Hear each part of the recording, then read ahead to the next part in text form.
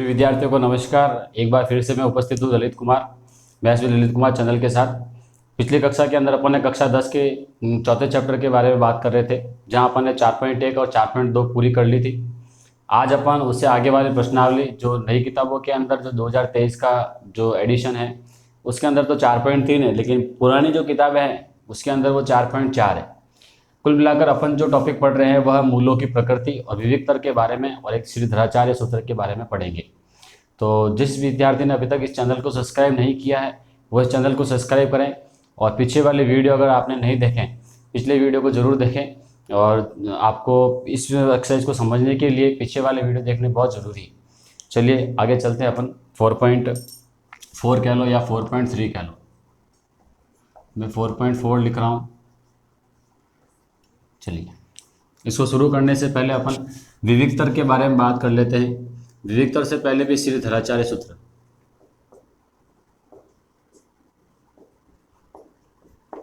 श्रीधराचार्य सूत्र क्या काम आता है और क्या चीज़ है?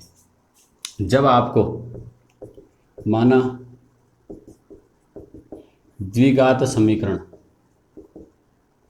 ax² bx + c = 0, आपको इस प्रकार की अगर द्विघात समीकरण दी हुई आती है जिसके अंदर a जो है x² का गुणांक है, b x का गुणांक है और c जो अचर पद है, और द्विघात समीकरण का अगर आपको हल निकालना है, क्या निकालना है? हल।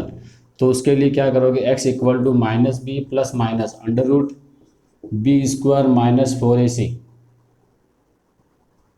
b² - 4ac/2a। ये अपना बहुत ही इंपॉर्टेंट फॉर्मूला रहेगा। इसको बार बार एग्जाम में पूछा जाता है, या तो इस पर डिपेंड क्वेश्चन आता है या ये फॉर्मूला ही पूछा जाता है छोटे क्वेश्चंस के अंदर। तो आपको फॉर्मूला एक बार याद कर लेना है। इसके अंदर ये क्या चीज़ है? वो कोएफिशिएंट ऑफ x² का गुणांक है, ये b जो है वो x का गुणांक है, और c जो है वो हो जाएगा अचर पद। अचर पद कह दो या फिर x⁻0 का गुणांक,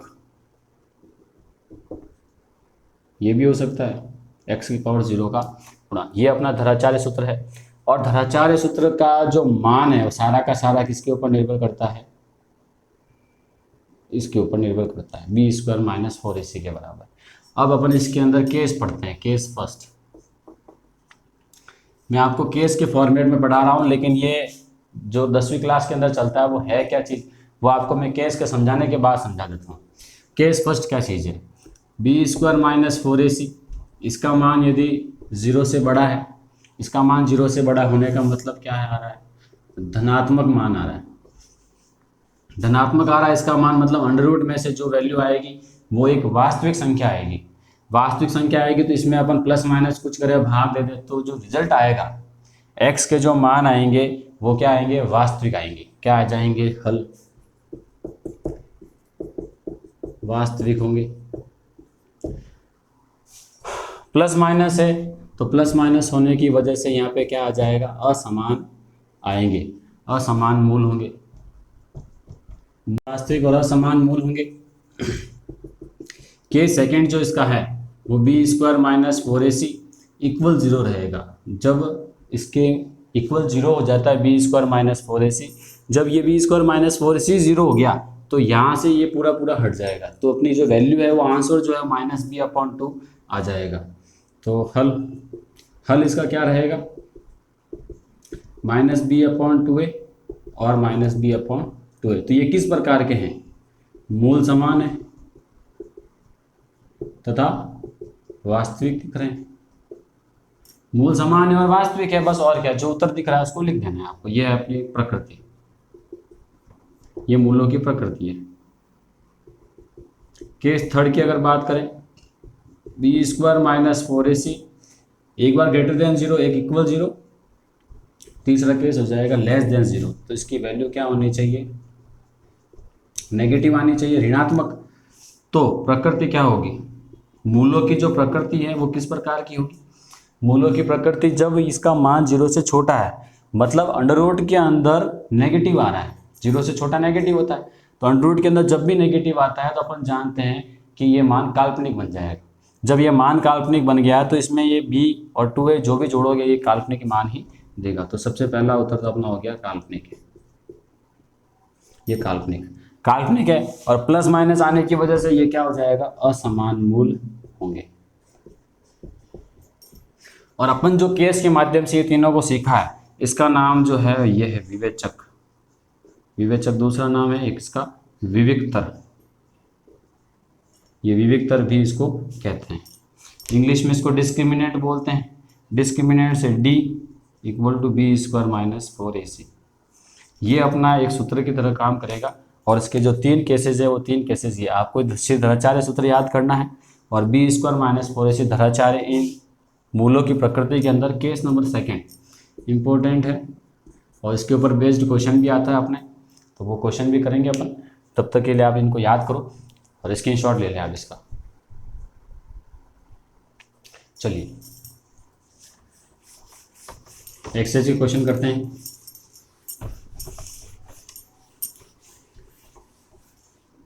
क्वेश्चन देखिए आप 4.4 में पढ़ रहा हूँ, पुरानी किताब के अनुसार है। निम्न द्विघात समीकरण के मूलों की प्रकृति ज्ञात कीजिए। यदि मूलों का अस्तित्व हो तो, मूलों का अगर अस्तित्व है तो मूलों की प्रकृति भी ज्ञात कीजिए। सवाल नंबर पहले का पहला क्या दिया हुआ है, 2x square minus 3x plus 5 बराबर 0, ये क्वेश्चन दे रखा है। आपको क्या करना है, इसका मूलों की प्रकृति बतानी है यदि मूलों का अस्तित्व हो तो सबसे पहले आप क्या कीजिए, D square equal to B square minus 4ac। यहाँ पे a का वैल्यू कितना है, 2 है, b का वैल्यू -3 और c की वैल्यू है 5। इन तीनों को आप यहाँ रख दीजिए। b का मान -3, ऊपर वर्ग है 4, a का मान 2, c का वैल्यू 5। -3 का वर्ग तो 9, 5 4 दूनी 8, 8 पंजे 40, तो मान आ रहा है माइनस का 31। और -31 जो है क्या है, 0 से छोटा है अर्थात ऋणात्मक है। ऋणात्मक है तो इसके मूल किस प्रकार होंगे भी, मूल इसके होंगे काल्पनिक और असमान होंगे। ये लो साहब, यह आपके उत्तर आ गया इसका पहले का। बिल्कुल छोटा सवाल और आसान, ये पहला सवाल था। दूसरा क्वेश्चन क्या कह रहा है, 3x square minus 4√3। Second number question, 3x square minus 4√3x plus 4 equal 0। अब आपको इसके गुणनखंड करने की आवश्यकता नहीं है। पहले आप क्या करें, विवेचक और विवेक्तर को काम में ले लें, इसलिए D equal to B square minus 4ac के फॉर्मूले को। तो आपको क्या चलेगा, मूलों की प्रकृति पता चल जाएगी एक बार में। मूलों की जो प्रकृति है उससे आपको पता चल जाएगा कि इसके मान निकलेंगे नहीं निकलेंगे, और निकलेंगे तो किस प्रकार के होंगे। d इक्वल टू बी का मान हो गया -4√3 होल स्क्वायर 4, a की वैल्यू 3, c की वैल्यू 4। वर्ग करेंगे तो 16 × 3, 4 चौक 16, 16 दिया 48, ये हो गया 48 माइनस 48 तो आ गया 0। d का मान 0 आ गया तो इसके मूल जो हल है वो क्या होंगे, -b/2a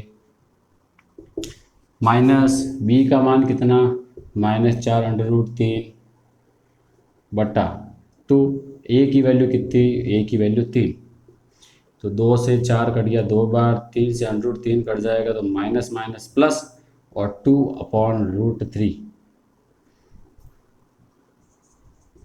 हल जो है इसके हो जाएंगे 2/√3, 2/√3। सेम ही तो है दोनों, इसलिए मैंने इसको क्या कर दिया, 2 बार लिख दिया है। ये आपके उत्तर आ गया सीधा सब। ये क्वेश्चन नंबर दूसरा। अब करते हैं बात क्वेश्चन नंबर तीसरे की। हाँ आप स्क्रीनशॉट ले लें इसका एक बार।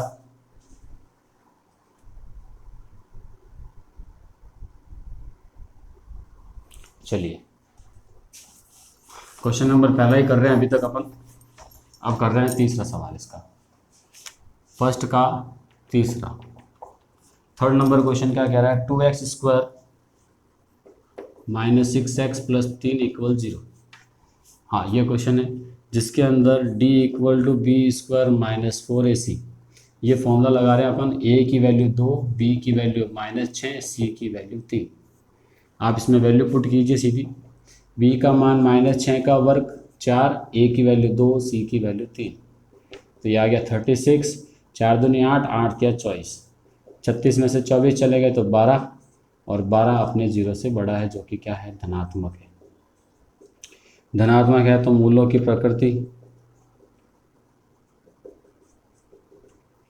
यहाँ मूलों की प्रकृति क्या थी,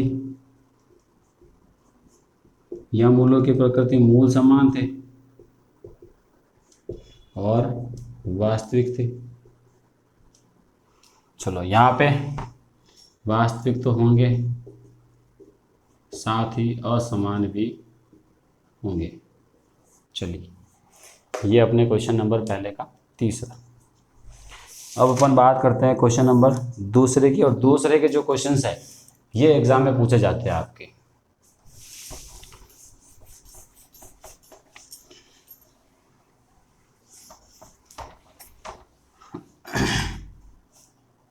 क्वेश्चन नंबर 2 इंपॉर्टेंट है। इसके अंदर सवाल क्या पूछा है मैं आपको पढ़ लेता हूं एक बार। निम्न प्रत्येक द्विघात समीकरण में k का ऐसा मान ज्ञात कीजिए कि उसके दो बराबर मूल हो। उसके दो बराबर मूल हो, और दो बराबर मूल होने का अर्थात क्या मतलब है, मूल समान हो। और मूल समान होने से जो शर्त है वो क्या लगेगी, b² - 4ac बराबर 0, या विविक चर का जो मान है, विविक चर का या विवेचक का, उसका मान क्या होना चाहिए, 0 होना चाहिए। सवाल नंबर 1 अपन कर रहे हैं, 2x² प्लस kx प्लस 3 = 0, ये सवाल है। अब इसके अंदर a बराबर 2, b बराबर k, c बराबर 3 ये दे रखा है। तो d का मान जो है b² - 4ac, इसका मान क्या होना चाहिए, 0 होना चाहिए था। मूल समान है ना,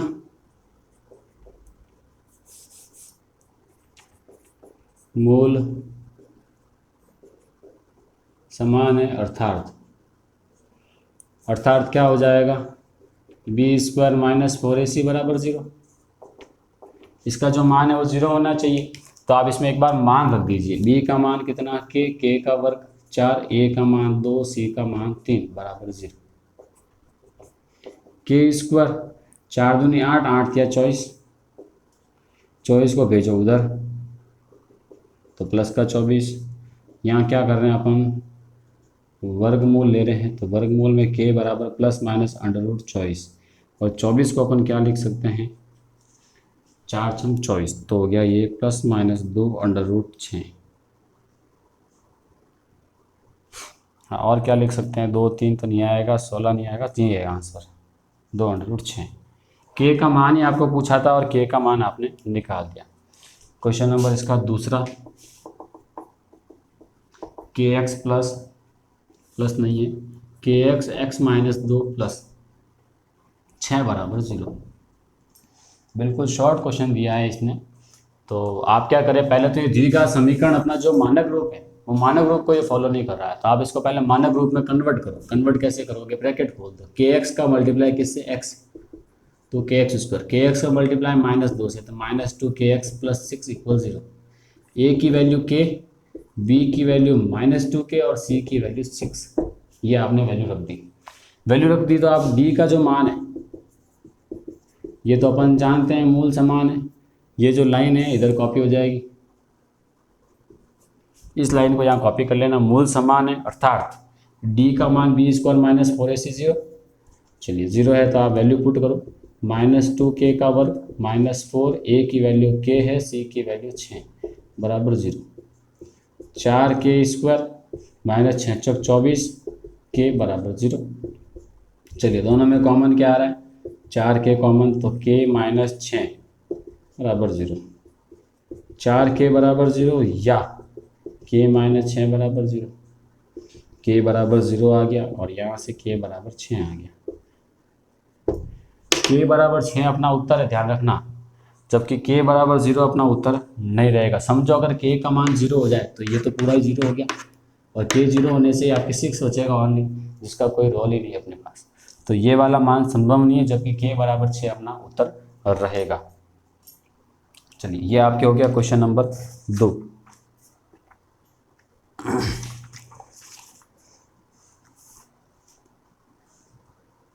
चलिए क्वेश्चन नंबर 2 के बाद आप एक बार स्क्रीनशॉट ले लें इसका।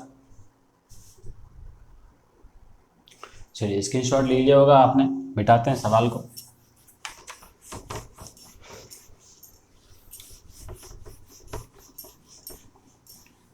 चलो क्वेश्चन नंबर 3 की बात करते हैं। क्वेश्चन नंबर 3 दे रखा है, क्वेश्चन पढ़ रहा हूँ मैं, आप क्वेश्चन देखना किताब में, आपके पास बुक होगी। क्या एक ऐसी आम की बगिया बनाना संभव है जिसकी लंबाई चौड़ाई से दोगुनी हो? लंबाई क्या है? चौड़ाई से दोगुनी है। तो मान लेते हैं, पहले माना चौड़ाई x मीटर सेंटीमीटर कुछ दे रखा है, मीटर दिया हुआ है, x मीटर है, तो लंबाई क्या होगी? सवाल को पुनः पढ़ रहा हूं मैं। जिसकी लंबाई चौड़ाई से दुगुनी हो, तो चौड़ाई से दुगुनी कर दो भाई, ये मीटर कर दिया। चलो, उसका क्षेत्रफल 800 मीटर स्क्वायर है। प्रश्नानुसार जो क्षेत्रफल है वो कितना है? 800 मीटर स्क्वायर।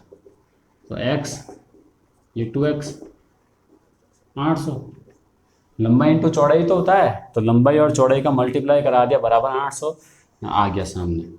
गुणा करेंगे तो 2x स्क्वायर बराबर 800, सॉल्व करेंगे तो x square equal to 400, x बराबर प्लस माइनस 20।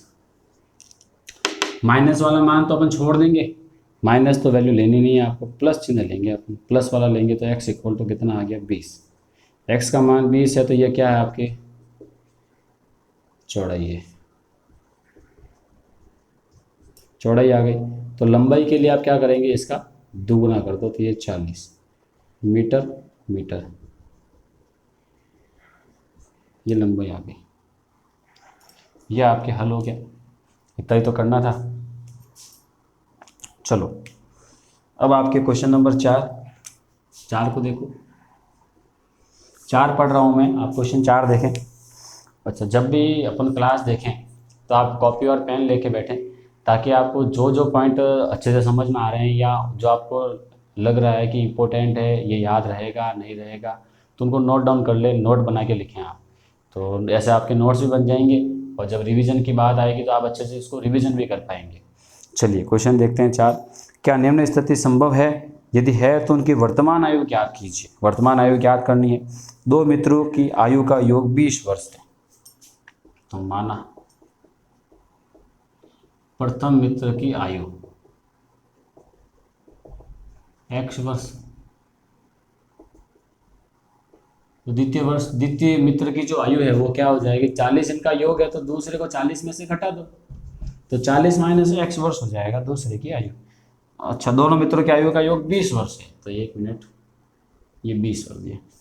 सवाल पढ़ो। 4 वर्ष पूर्व उनकी आयु, 4 वर्ष पूर्व फर्स्ट मित्र की जो आयु है वो क्या होगी? x माइनस 4 ईयर, और सेकेंड मित्र की वो हो जाएगी, 4 आपको कम करना है, तो 20 माइनस x माइनस 4, तो हो गया 16 माइनस x वर्ष, ये आ गया। अब सवाल क्या कह रहा है? मित्रों की 4 वर्ष पूर्व उनकी आयु का जो गुणनफल है वो 48 है। प्रश्नानुसार पहले मित्र की आयु x माइनस 4, दूसरे मित्र की आयु 16 माइनस x, गुणनफल जो दे रखा है वो कितना दे रखा है? 48। तो आप इसको मल्टीप्लाई करा दो, x into 16 minus x, minus 4 का गुणा minus 16 minus x 48, x into 16 16x minus x square minus 100 चौके 64, माइनस 4 का मल्टीप्लाई आगे तो 4x इक्वल टू 48। सारी वैल्यूज़ को उस तरफ ट्रांसफ़र करो आप, तो क्या आ जाएगा? इधर तो 0 बच जाएगा, पहले माइनस का एक्स स्क्वायर उधर गया तो पॉजिटिव एक्स स्क्वायर, 4x और 16x हो गया 20x, उधर गया तो माइनस 20x, माइनस का 64 उधर गया तो प्लस का 64, प्लस 64 और प्लस का 48, तो 108। 1 मिनट, 64 और 48 112। ठीक है, ये इक्वेशन आ गई। इसके आपको गुणनखंड कर लेने हैं। अब संभव है नहीं है, इसके लिए आपका क्या करेंगे? डी का मान लगा लें आप, इससे पता चल जाएगा जो होगा वो नहीं होगा। डी बराबर बी की वैल्यू कितनी आ जाएगी, -20 का वर्ग -4, ए की वैल्यू 1, सी की वैल्यू 112। ये तो हो गया 400, इसका गुणा करेंगे तो हो रहा है 448, इसका इससे मल्टीप्लाई करेंगे, रिजल्ट आ रहा है माइनस का 48, अर्थात 0 से छोटा है। 0 से जैसे ये छोटा आएगा इसका मतलब इसका जो मान है वो क्या बनेगा, काल्पनिक है। काल्पनिक है मतलब ये वाली जो संभावना जो है ये क्वेश्चन करने की या मित्रों की आयु ज्ञात करने की, वर्तमान आयु, तो ये संभावना संभव नहीं है। इस सवाल में आप इसके मित्रों जो मित्र है दो, इन मित्रों की आयु आप ज्ञात नहीं कर सकते क्योंकि काल्पनिक आ रहा है। काल्पनिक आ रहा मतलब जो आपने कैलकुलेशन की है, जो शर्तें इसमें लगी हुई है वो सारी कल्पना मात्र ही है, वास्तविकता में इनका कोई रोल नहीं। ये क्वेश्चन नंबर 4 था। 5वां मेरे हिसाब से आपको कर लेना चाहिए, मैं आपको हिंट दे देता हूँ और करवाने की अगर होगी जरूरत तो करवा भी देंगे। 5वां सवाल पढ़ते हैं। क्या परिमाप 80 मीटर, परिमाप 80 मीटर दिया हुआ है,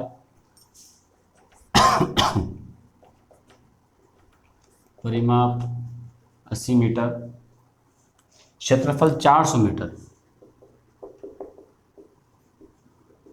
क्षेत्रफल 400 मीटर स्क्वायर के एक पार्क को बनाना संभव है, संभव है कि नहीं चेक कर लेंगे। यदि है तो उसकी लंबाई चौड़ाई ज्ञात करो।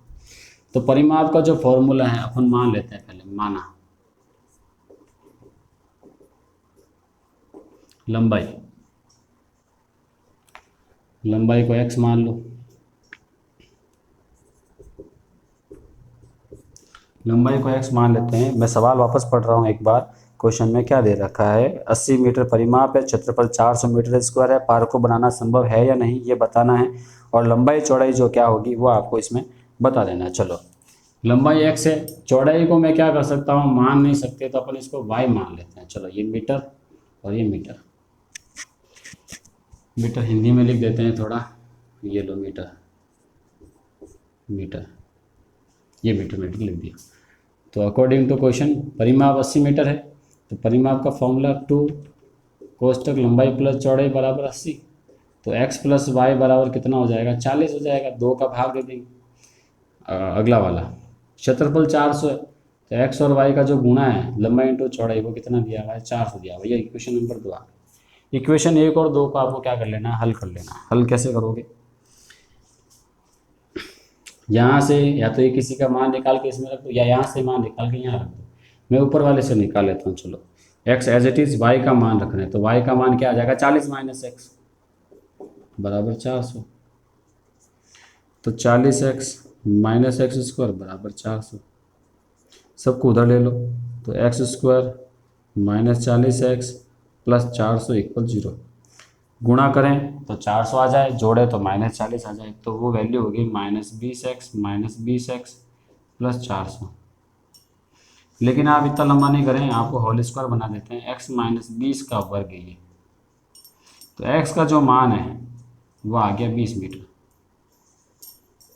ये x माइनस 20 का होल स्क्वायर ऊपर पड़ा है, जो आप खोल के देखें पता चल जाएगा। x माइनस 20 इक्वल टू 0, तो x का मान आ गया 20 मीटर। जब x का मान 20 मीटर है तो x का मान यहाँ रखो समीकरण नंबर 1 में, समीकरण 1 से। तो अगर x का मान 20 है और दोनों का योग 40 है तो y का मान तो 20 आएगा ही मीटर। 40 में से 20 कम कर दिया तो 20 मीटर आ गया। तो इसमें जो लंबाई और चौड़ाई जो है वो क्या आ गई, 20 मीटर, और ये भी क्या आ गया, 20 मीटर आ चुका है। बिल्कुल ही सरल सवाल। और आज अपनी 4.4 क्या हो गई है, कंप्लीट हो गई पूरी। तो उम्मीद कर रहा हूँ आपको समझ में आया होगा अच्छी तरह से। समझ में ना आया हो तो आप कमेंट करें, कमेंट का जवाब दिया जाएगा और उस क्वेश्चन को वापस पुनः अपन अगले वीडियो लेक्चर में लेंगे ताकि आपको वो क्वेश्चन अच्छे से समझ में आवे। और अभी तक चैनल आपने अगर सब्सक्राइब नहीं किया है तो चैनल को पहले सब्सक्राइब करें, पुराने वीडियो देखें, आपको अच्छे से समझ में आएगा। उम्मीद कर रहा हूँ समझ में आएगा ही आएगा। और लाइक कीजिए, शेयर कीजिए और अपने दोस्तों तक इस चैनल को और वीडियो को पहुँचाएँ ताकि सबको इसका लाभ मिल सके। Thank you so much.